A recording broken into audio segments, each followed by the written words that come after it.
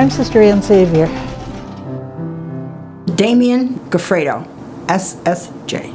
I'm Dorothy Quinn, and I entered in 1940, and I happen to be 94 years old now.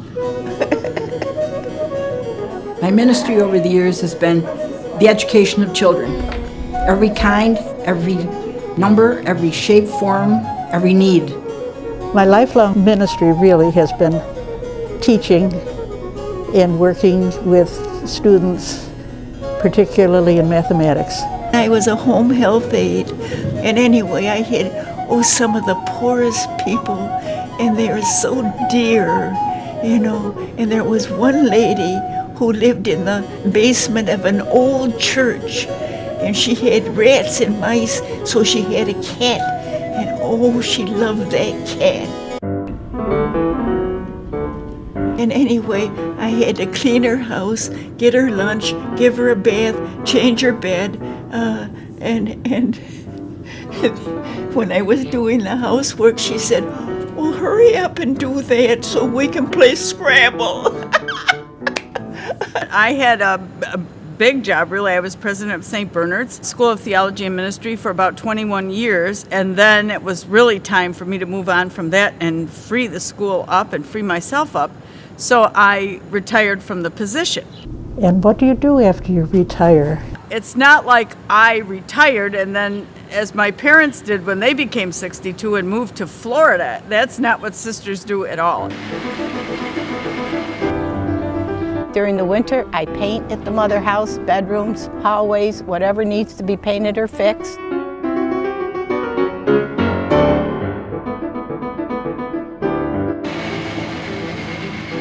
And I do the grounds during the summer.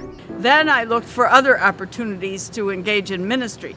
The big difference was I got a salary when I worked for St. Bernard's, and now I'm doing, I think, meaningful ministry, but I'm not deriving the salary from it. The congregation.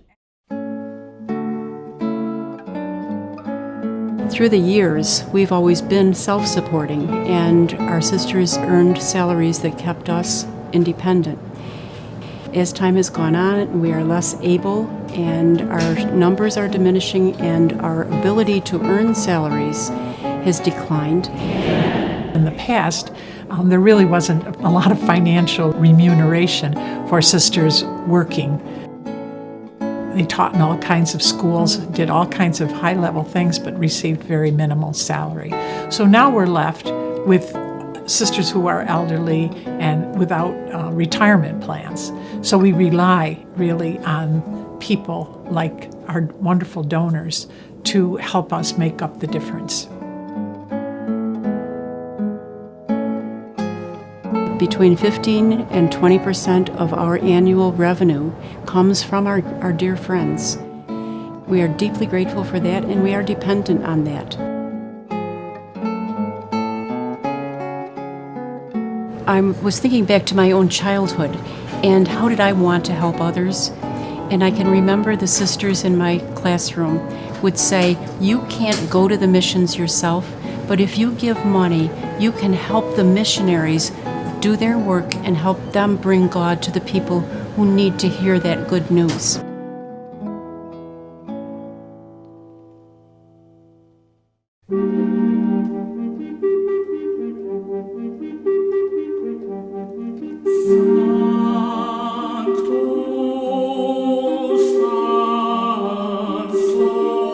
We often say to each other, what would we do without our faith? What would we do without our belief that we're accompanying someone to something so much better?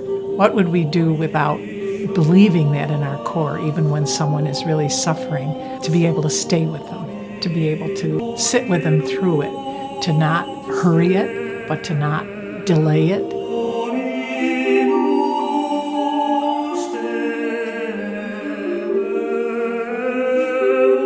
Inside this house, the beautiful way that sisters care for each other, even kind words, even just being with someone, sitting with them, reading to them, writing a letter for someone else, that is exquisite companionship and accompanying people in this journey called life, even as it edges out toward the final journey to God.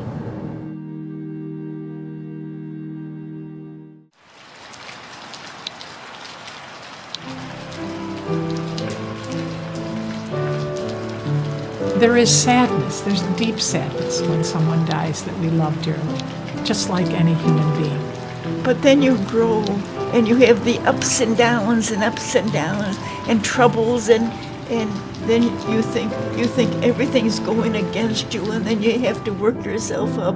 It's like swimming. You're down at the bottom and you have to swim up to the top to see the sunlight.